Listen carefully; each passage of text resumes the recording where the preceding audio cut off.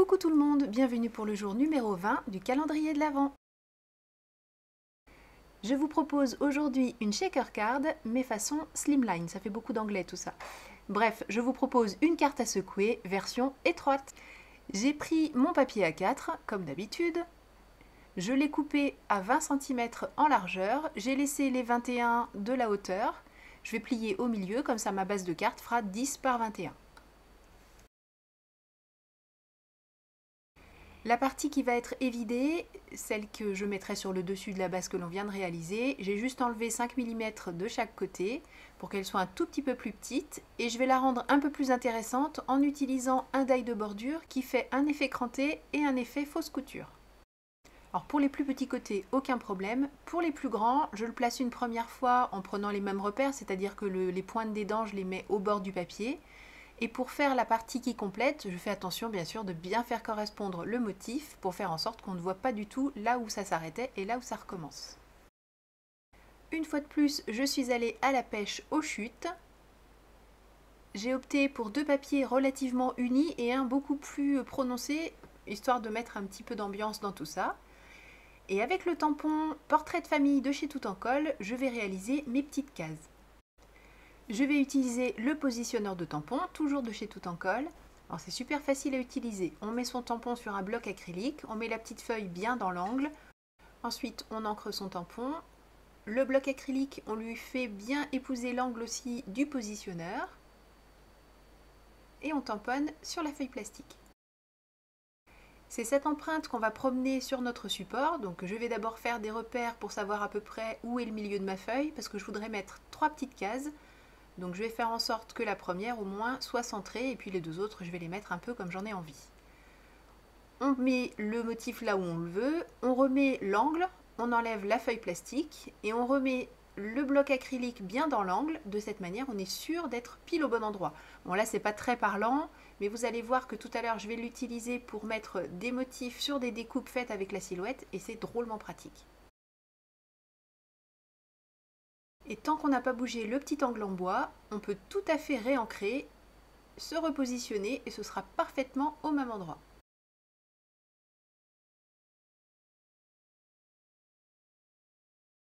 Avec des ciseaux, j'ouvre l'intérieur des fenêtres puisque c'est au travers de ces ouvertures qu'on va voir les personnages et les petites choses à secouer. Bien sûr, comme pour n'importe quelle découpe, j'ai ensuite passé mon petit trait de feutre noir pour faire en sorte que les ouvertures soient les plus jolies possibles. Je vais maintenant délimiter la zone à secouer, la zone dans laquelle je vais mettre les petites choses. J'utilise ces bandes, alors on peut tout à fait faire soit avec des morceaux de carton positionnés les uns sur les autres, soit voilà. Mais j'ai encore ces petites choses, c'est du Stampin' Up encore ça. Et j'avoue que pour ce genre de petites ouvertures, elles sont drôlement pratiques, ces petites bandes fines qui épousent bien les angles. Vous voyez que dans l'angle, je ne suis pas obligée de découper comme on fait avec les bandes plus larges. Je peux lui faire épouser les petits virages sans avoir besoin de faire des petites découpes dedans pour donner la forme arrondie. J'utilise les mêmes bandes pour délimiter l'extérieur, il n'y aura rien à secouer mais c'est pour faire en sorte que ça ne s'écrase pas. Et j'utilise les mêmes tout simplement pour être sûr d'avoir la même épaisseur et faire en sorte que la carte ait une jolie finition. Dans du plastique transparent, on dit aussi du rhodoïde, je découpe les petites fenêtres pour savoir à peu près la taille qu'elles doivent avoir. Je prends ce que j'ai évidé tout à l'heure et je vais réaliser 3 rectangles de la même taille. Alors même si ces petites fenêtres sont un petit peu coincées par la mousse que j'ai mise, je n'hésite pas à mettre en plus de la colle pour être sûre qu'elle reste en place. Comme vous le voyez en haut de l'écran, j'ai fait des découpes avec la silhouette, mais il y a un petit moment en fait, je les ai faites tout de suite quand j'ai eu la planche et je m'en suis pas servi immédiatement, ce qui fait que j'ai gardé certains négatifs. C'est ce que je vais utiliser ici pour coller en place, pour tamponner en place les motifs. Ça, vous m'avez vu le faire plein de fois. Mais il y a des découpes pour lesquelles je n'ai pas les négatifs. Mais qu'à cela ne tienne, on va utiliser à nouveau le positionneur de tampon, toujours sur le même principe. Je préfère coller un petit peu mes découpes sur mon papier, histoire de dire que ça ne bouge pas, que je n'ai pas tout à gérer. Et vous voyez que c'est parfaitement positionné là aussi. Donc je mets ma feuille dans l'angle.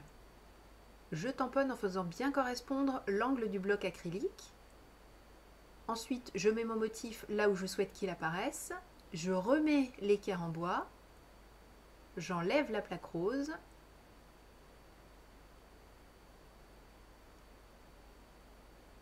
Je remets de l'encre sur mon tampon. Je fais bien correspondre l'angle du bloc dans l'équerre.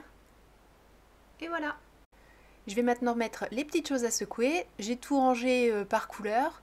Donc ici, j'ai toute ma couleur, ma colonne de bleu. Donc je m'amuse à mettre deux petites comme ça, une comme ça. Ça, c'est pas le plus compliqué. C'est juste que je le fais peut-être pas tout à fait au bon moment. Vous allez comprendre pourquoi. Je vais m'intéresser à la première fenêtre. Je découpe le petit morceau de papier qui va aller à l'arrière. Comme tout à l'heure, je prends mes mesures en fonction de l'ouverture. Il faut que ce soit pile pour entrer par-dessus, cette fois-ci, la mousse adhésive. Alors, mon idée au départ, c'était de coller tous les personnages sur le papier de fond, sauf que je me dis, mais non, en fait, ce que j'aimerais, c'est qu'il y en ait au moins un ou deux qui soient juste derrière la fenêtre, c'est-à-dire sous tout ce que je viens de mettre.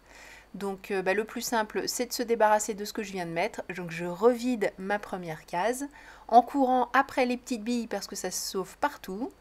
Je ne mets de la colle que sur ces petites pattes parce que ça va être plus ou moins caché par le cadre qui est de l'autre côté. Parce que si je mets de la colle partout sur la vitre, ça va être assez moche. Je remets bien sûr toutes les petites choses à secouer. J'aurais été capable d'oublier de les mettre, hein, ça m'aurait qu'à moitié étonné. J'enlève la protection de la mousse en évitant de tout faire sauter. Et je mets mon petit morceau de papier à l'arrière pour fermer la case. Comme pour la première case, j'ai vidé celle-ci aussi, mais finalement là j'opte pour le collage direct sur le papier de fond. Comme j'aime bien le faire souvent dans mes shaker cards, je colle quelques petits sequins en place, comme ça même quand on bouge, ceux-là ils restent toujours en place, ce qui fait qu'il y a toujours de la déco brillante partout.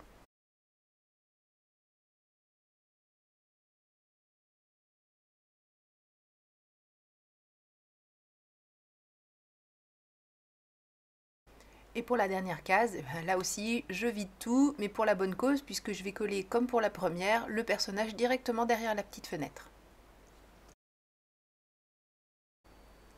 Pour le moment, c'est tout ce que je vais faire sur ce côté. Je vais retourner et me dire que c'est quand même très très blanc. Donc pour mettre un petit peu de couleur, étant donné que j'ai déjà tout collé, c'est un peu compliqué de rajouter de la couleur, mais je vais quand même me débrouiller. J'ai créé les masques pour protéger les cadres.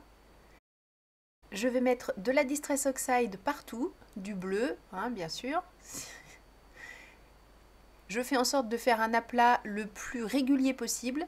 Alors là, j'avoue que sous l'œil de la caméra, ça ne pardonne pas et on a l'impression d'un aplat avec plein de marques.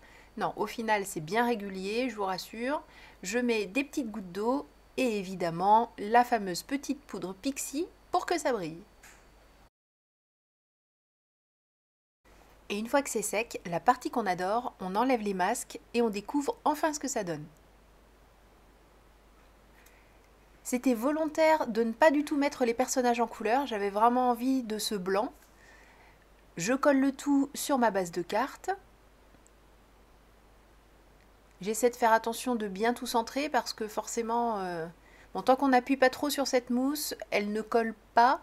Et puis dès qu'on appuie bien, elle adhère correctement. J'ai en plus complété par de la colle liquide, donc ça ne bougera pas, on est tranquille. Et je vais finir le petit décor quand même. Puisque j'avais des personnages d'avance, je vais ajouter ce petit renne que je trouve carrément mignon.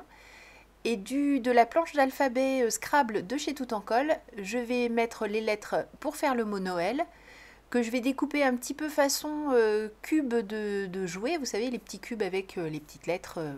Enfin, vous avez compris quoi, je ne suis pas très claire, mais heureusement vous suivez. Je vais les découper en laissant un tout petit cadre blanc tout autour. Heureusement que j'ai choisi un petit cadre blanc parce que le N et le O sont tellement proches de toute façon que si j'avais pas choisi ça, il aurait fallu que je retamponne. Et volontairement, je ne colle pas les lettres droites. Il y a déjà suffisamment de lignes très droites dans cette carte, donc il faut un petit peu de folie pour casser tout ça. Et comme cette carte est destinée à une petite fille, je vous laisse juste le son. Je suis sûre que ça va lui plaire.